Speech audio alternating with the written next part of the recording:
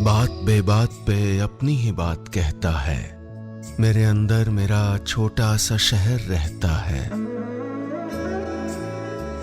दोस्तों, मेरा नाम है नीलेश मिश्रा। कहानियां सुनाता हूं। बिग एफएम पर आप सुन रहे हैं यादों का idiot box with Nilesh Mishra season 5। कहानियां जिनमें आप मिलते हैं खुद से। दोस्तों, आज मैं आपको सुनाने जा रहा हूं अपनी मंडली की सदस्य निरुपमा सिन्हा की लिखी कहानी गुड़िया। निरुपमा जी मंडली की नई सदस्य हैं और आज उनकी पहली कहानी एयर हो रही है, तो उन्हें प्यार दीजिए अपना और उनका उत्साह बढ़ाइएगा। चलिए शुरू करता हूं कहानी। सीढ़ियों से चढ़कर अपने फ्लैट के सामने खड़ी हुई तब महसूस हुआ कि पसीने से तरबतर हो चुकी हूं। वैसे तो लिफ्ट से आ सकती थी, लेकिन बढ़ती उम्र की रेखाएं चेतावनी देती हैं कि शुभ्रा मैडम, ऑफिस में दिन भर बैठे बैठे काम करना होता है तो थोड़ा वर्कआउट भी कर लिया कीजिए। खुद पे हंसी आई और बिखरे बालों को समेटकर जूड़ा बना लिया। पर्स से चाबियां निकाल ही रही थी कि दरवाजे तक आती खुशबू ने मेरा हाथ रोक लिया। मतलब सोनल पहले ही आ चुकी है। अपना माथा हथेली के पिछले हिस्से से पोंछते हुए मैंने डोरबेल बजा दी। आओ माँ, कब से इंतजार कर रही थी मैं, और आपको आज ही देर से आना था। सोनल ने दरवाजा खोलते ही कहा। मुझे कहाँ देर हुई, तू ही जल्दी आ गई। मैंने मुस्कुराकर फोन पर टाइम दिखाया और सोफे पर बैठ गई। ओके ओके, हंसते हुए सोनल किचन की तरफ चल दी और वहां से चिल्ला के बोली, आप वहीं बैठो, आज मैं चाय बना के लाती हूँ। मैं सोचने लगी कि क्या हो गया इसे। सोनल और किचन में कुछ तो हुआ, कुछ मैंने गुनगुनाते हुए चाय की ट्रे लाती सोनल की तरफ देखा। वो मुस्कुराते हुए मेरे पास बैठ गई। मैं उसकी आंखों में नया सा कोई रंग देख रही थी। वैसे आज इतना मक्खन क्यों लगाया जा रहा है भाई, क्या बात है? ट्रे में हलवे और मठरी को देखकर मैं बोली। मेरी बात का सोनल ने कोई जवाब नहीं दिया, बस उठी और मुझसे कस के लिपट गई। उसके दिल की धड़कन मैं सुन पा रही थी। मैंने उसके बालों को सहलाया और धीरे से उसके कान में फुसफुसा के पूछा, कौन है वो? सोनल मेरे और पास सरक आई। नाम वाम तो बता, शर्मा रही है क्या मेरी बेटी? मैंने हंसकर माहौल को हल्का करना चाहा, पर हाँ, मेरी टॉम बॉय जैसी बेटी वाकई शर्मा रही थी। वरुण नाम है उसका, ऑफिस में सीनियर है मेरा। कहते हुए उसकी बड़ी बड़ी आंखों में शरारत तैर गई। उसने धीरे से अपना मोबाइल निकाला और एक तस्वीर दिखाते हुए बोली, ये देखो, ये है वरुण। क्या कहती हो, स्मार्ट है ना? लगता है ना हीरो? मेरे लिए तो वही हीरो होगा जो मेरी बेटी को हमेशा खुश रखे। न चाहते हुए भी मेरा गला भर आ गया। और मम्मा, ये रही वरुण की फैमिली फोटोग्राफ। कहते हुए सोनल फोन को मेरे और करीब ले आई। ये बीच में वरुण और ये उसके पापा, और ये सोनल एक एक चेहरे पर उंगली रखकर बताने लगी। और ये कौन? हाथ हटाना जरा। मैं सोनल की उंगलियां हटाकर देखने लगी। राजश्री ठाकुर, मन ही मन में बुदबुदाई। मम्मी, वरुण की मम्मी है, लगती है ना कुछ कुछ आपके जैसी, है ना?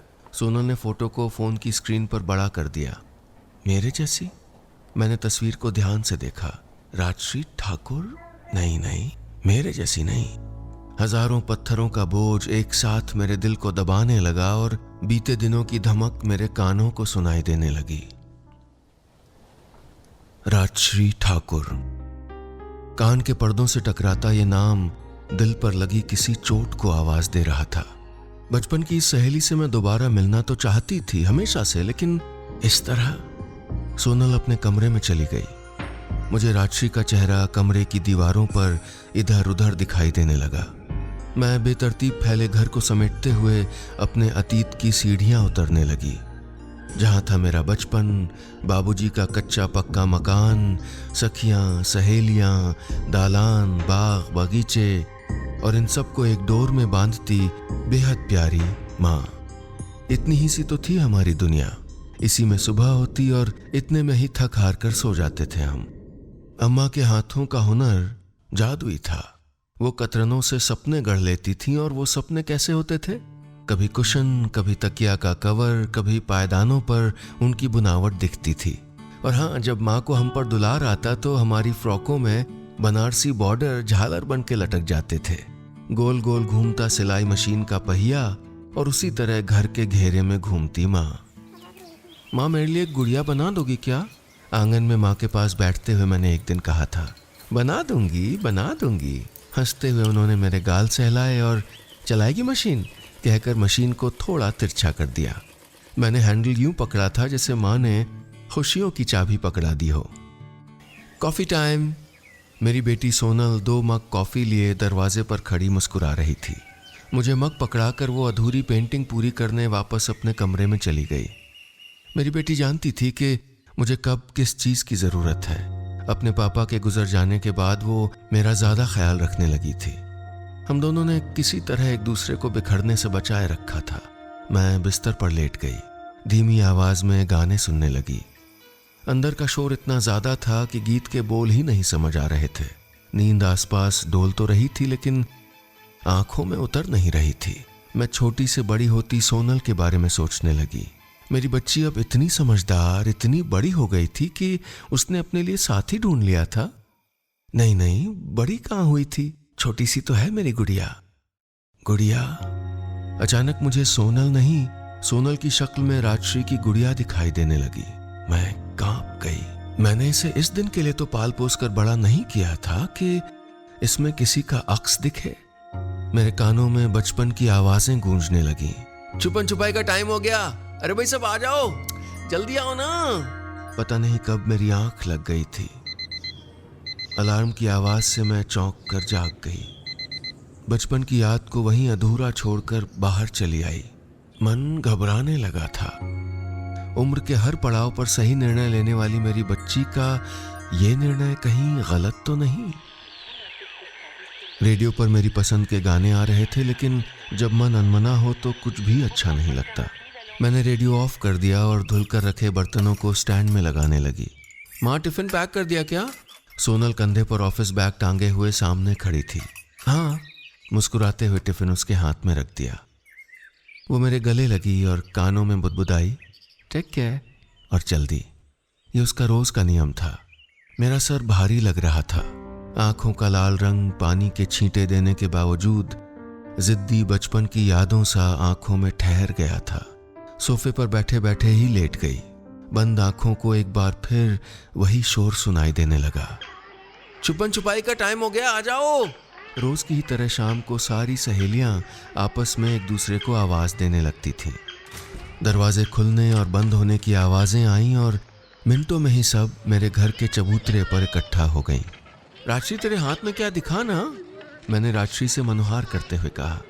राजश्री ने सहमे हाथों को आगे किया तो सबके मुंह आश्चर्य से खुले के खुले रह गए। उसके हाथों में एक सुंदर सी गुड़िया थी।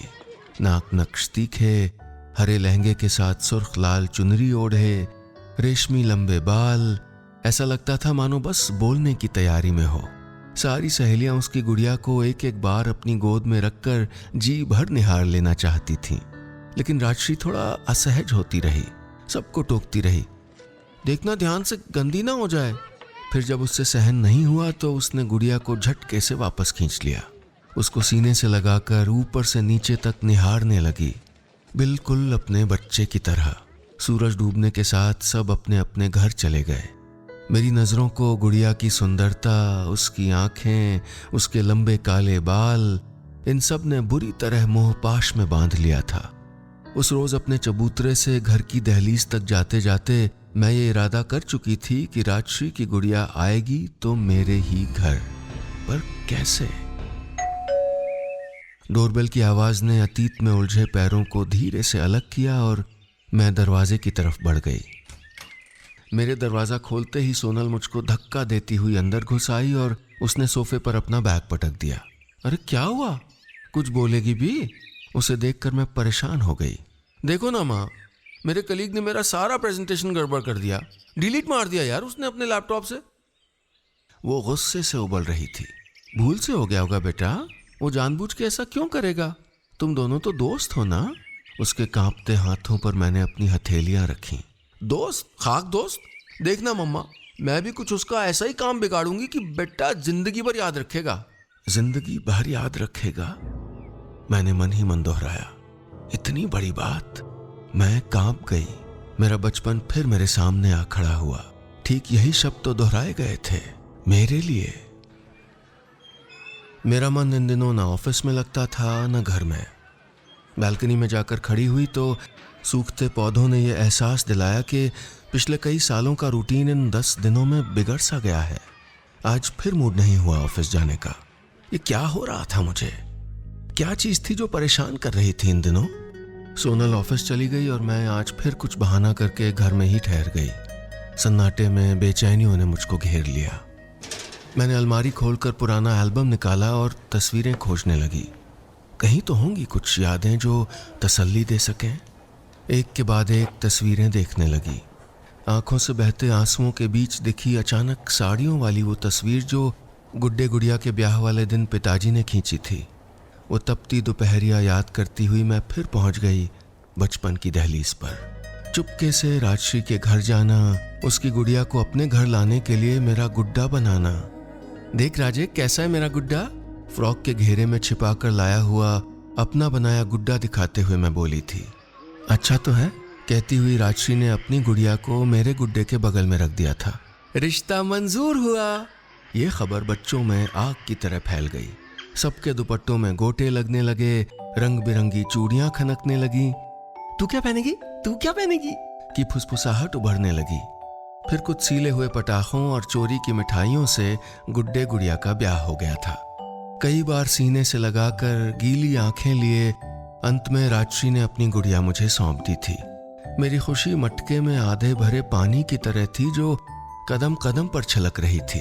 सोते जागते गुड़िया मेरे साथ ही होती थी, हर समय सीने से लगाए रहती, उसके लिए रंग बिरंगे कपड़े सिलती।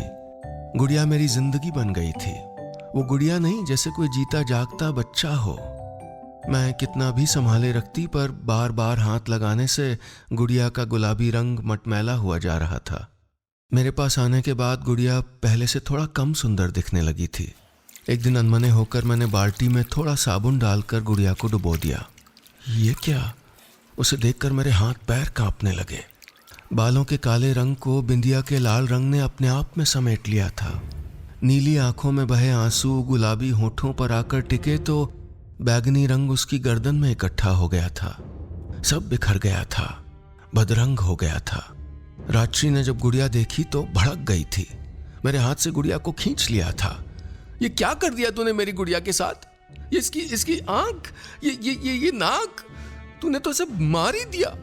देख राजे, मैंने जानबूझकर वो बात अधूरी छोड़कर जोर जोर से रोती हुई, पैर पटकती हुई अपने घर जाने लगी। मैं उसके पीछे पीछे भागी, चिल्लाई, सुन लो मेरी बात। अचानक उसने पलटकर मेरा कंधा जोर से पकड़ा और चीखते हुए बोली, तूने मेरी गुड़िया खराब की है ना? देखना, जिस दिन मुझे मौका मिला मैं भी तेरी गुड़िया बर्बाद कर दूंगी। इतना कहकर गुस्से से राजश्री ने मेरे मुंह पर दरवाजा बंद कर दिया था। दिन भर अपने बीते दिनों के दलदल में डूबती उतराती कब शाम हो गई मुझे पता ही नहीं चला। डोरबेल की आवाज पर दरवाजा खोला तो सामने मुस्कुराती मेरी लाडली बेटी सोनल का चेहरा था। लगता है प्रेजेंटेशन ठीक हुआ? पानी का ग्लास पकड़ाते हुए मैंने पूछा। प्रेजेंटेशन को गोली मारो माँ, आप तो शाम की तैयारी करो। वरुण और उसकी मम्मी आपसे मिलने आ रहे हैं। सोनल की आवाज़ मीठे पानी के सोते सी झर रही थी, लेकिन मेरे हलक में जैसे कुछ फंस गया था। क्या बात है मम्मा? Any problem? मेरे चेहरे का भाव पढ़ते हुए सोनल बोली। मैंने ना में सर हिलाया तो मुझे छेड़ते हुए बोली, कहीं दामाद टेरर तो नहीं? बोलो बोलो बोलो। सोनल की बात पर मैं मुस्कुरा नहीं सकी। उससे कहना चाहती थी कि डर दामाद के आने का नहीं, लेकिन अपनी बेटी के जाने का जरूर था। मुझे समाज की इस प्रथा पर बहुत गुस्सा आया। क्यों विदा करनी पड़ती हैं बेटियां? मैं सोफे पर आंखें बंद किए बैठ गई। तभी सोनल मम्मा इधर देखो कहती हुई मेरे सामने आ गई। आसमानी साड़ी पर बड़े बड़े झुमके, हाथ में मैचिंग चूड़ियां और माथे पर छोटी सी बिंदी। सोनल को इस रूप में देखकर मैं खो सी गई। कहाँ जीन्स टॉप और शॉर्ट्स पहनने वाली मेरी बच्ची और कहाँ ये लड़की। मेरी आंखें झिलमिला गईं। मैं ताकती रह गई। रेशम से बुनी हुई गुड़िया लग रही थी। तभी डोरबेल बजी। मैंने दरवाज़ा खोला। अपने बेटे के साथ राजश्री थी। उसका वही गोल सा चेहरा, छोटी सी नाक पर 2 बड़ी बड़ी आंखें, कुल मिलाकर अगर माथे की लकीरें हटा दें तो चेहरा बचपन जैसा ही था। और ध्यान से पढ़ती उसे कि तब तक उसने मुझे गले से लगा लिया। मुझे गले लगाए लगाए ही बोली, तुम दोनों को पता है ना ये बात, हम दोनों बचपन की दोस्त हैं। मुझे झटका सा लगा। सच कहूं तो मैं डर गई। मतलब मैं इसे अच्छी तरह याद हूं। मुझे लगा मैं किसी सुरंग के भीतर यात्रा कर रही हूं, बिल्कुल अंदाजे से। कुछ दिख नहीं रहा। बधाई हो शुभ्रा, मेरे मुंह में मिठाई डालती हुई राजश्री बोली। तुम्हें भी। एक टुकड़ा बर्फी का मैंने खिला दिया। 2 परिवार एक बंधन में बंध रहे थे। अब ऑफिस से लौटते हुए वरुण अक्सर मेरे हाथों की बनी चाय पीने आ जाता था और कभी सोनल उसके यहाँ चली जाती थी। राजश्री भी बात करती रहती थी। एक दिन फोन पर राजश्री ने घोषणा की, 2 महीने बाद एक अच्छा मुहूर्त है, उस दिन रिंग सेरेमनी कर देते हैं। मेरे पास हाँ कहने के सिवा कोई चारा नहीं था। जैसे जैसे सगाई का दिन नज़दीक आ रहा था, मेरे दिल पर एक अनजाना डर हावी होता जा रहा था। वो डर जिससे सब लोग अनजान थे। एक दिन सबका एक साथ शॉपिंग का प्लान बना। सगाई की अंगूठियां खरीदी जानी थी। ज्वेलरी शॉप में एक डायमंड रिंग को देखकर सोनल चहक पड़ी, ये वाली फाइनल। दुकानदार ने राजश्री की तरफ देखा और बोला, लीजिए, आपकी गुड़िया को तो अंगूठी पसंद आ गई। उसकी बात सुनकर राजश्री ने मेरी तरफ देखा और बोली, मेरा गुड्डा है, गुड़िया तो इनकी है जो अब मेरी हो जाएगी। मैं कांप गई। मुझे राजश्री के मुस्कुराते चेहरे पर एक मुखौटा नजर आया, वो बचपन वाली राजश्री का, और उसकी आवाज मेरे कानों में उतरने लगी। जिस दिन मौका मिला मैं तेरी गुड़िया बर्बाद कर दूंगी। मेरी आंखों के आगे अंधेरा छा गया। मेरी आंखें खुली तो मैं अस्पताल में थी। हाथों में भारीपन लगा तो देखा ड्रिप लगी हुई थी। सब मेरे आसपास फिक्रमंद चेहरे लिए खड़े थे। सोनल की आंखें डबडबाई हुई थीं।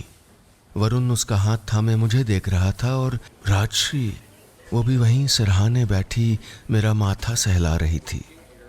मैं कुछ कहती या ये लोग कुछ पूछते उससे पहले डॉक्टर कमरे में चली आई। मेरा ब्लड प्रेशर चेक किया और हंसते हुए बोली, बेटी की शादी के लिए इतना परेशान होने की ज़रूरत नहीं है, सिर्फ स्ट्रेस है, बाकी रिपोर्ट्स नॉर्मल है। डॉक्टर की बात सुनकर सबके चेहरे पर सुकून उतर आया, लेकिन मैं अब भी बेचैन थी, जैसे किसी ने कोई नब्ज दबा रखी हो। शाम ढलने लगी। सोनल और वरुण को राजश्री ने घर भेज दिया और खुद मेरे पास रुक गई। बाहर बारिश थम चुकी थी। बरस कर चले गए बादलों की कुछ बूंदें खिड़की के कांच पर आहिस्ता आहिस्ता सरक रही थीं, और वैसे ही रेंग रेंग कर सरक रहा था मेरे बचपन का डर, वो डर जो मेरी उम्र के साथ और भी बड़ा हो गया था। राजश्री मेरे भीतर की तकलीफ से बेखबर कमरे की अस्त व्यस्त चीजों को जगह पर रखते हुए उसी बचपन की बातें किए जा रही थी। तुझे देखती हूँ तो बार बार अपना बचपना याद आ जाता है। वो गुड़िया की शादी, my God, life time experience था। याद है तू माँ की साड़ियाँ चुपचाप से ले आई थी और बारात का स्वागत पानी में भीगे बताशों से किया था। ये कहते हुए राजश्री हंसती। शायद उसकी आंखों में बीते हुए दिन एक फिल्म की तरह चल रहे थे। मैं और बेचैन हो गई कि अब ये गुड़िया की शादी से उसकी विदाई पर आएगी, विदाई से उसके खराब होने पर, और फिर आगे सोचने से पहले मैं कांप गई। मैंने बगल में रखी ड्रिप को देखा, लगा जैसे बर्फ के कतरे नसों में सरक रहे हैं। राजश्री, मैंने कपकपाती आवाज में पुकारा। क्या हुआ शुभ्रा, इतना परेशान क्यों हो रही है तू? शब्द मेरे गले में अटक रहे थे। भीतर का अनजाना सा डर एक दुख की गांठ बना जा रहा था। मैं बुदबुदाई, गुड़िया, मेरी सोनल। राजश्री मेरे पास बैठ गई। हाँ, तेरी गुड़िया सोनल तो किसी अनजान घर में थोड़े भेज रही अपनी सोनल को, बचपन की दोस्त है ना हम। राजश्री ने आहिस्ता से अपनी हथेली मेरे कंधे पर रख दी। मैंने आंखें भींच कर एक गहरी सांस भरकर कहा, तुझे सब याद है ना? फिर तो वो भी याद होगा कि तेरी गुड़िया मुझसे खराब हो गई थी और तूने कहा था कि तू मेरी भी गुड़िया बिगाड़ देगी। थरथराती आवाज को मैंने किसी तरह थामा, लेकिन आंसू बहने लगे। राजश्री ने मेरी हथेली थाम ली, बोली, सच कहूं तो मुझे ये सब कुछ भी याद नहीं, और याद रखना भी नहीं चाहिए। बचपन तो यादों की मीठी गोली होना चाहिए ना, कड़वा थोड़े ना। उस वक्त तो हम बच्चे थे, बातों के मायने कहाँ पता होते थे। सच ही तो कह रही थी राजश्री। उसने कैसे बचपन की सिर्फ मीठी बातों को सहेजा है, और मैंने अभी अभी वही मिठास तो देखी थी उसके चेहरे पर। तो समदन जी, ये नाटक नहीं चलेगा। बारातियों का स्वागत पानी डूबे बताशे से ही होना चाहिए। हाँ, राजश्री ने आवाज बनाते हुए ऐसी शक्ल बनाई कि मेरी हंसी छूट गई। मैं वही बचपन वाली शुभ्रा बन गई थी और वो छोटी सी राजश्री। मेरी गुड़िया उसके पास जा रही थी और मुझे कोई डर नहीं था। बस इतनी सी थी ये कहानी।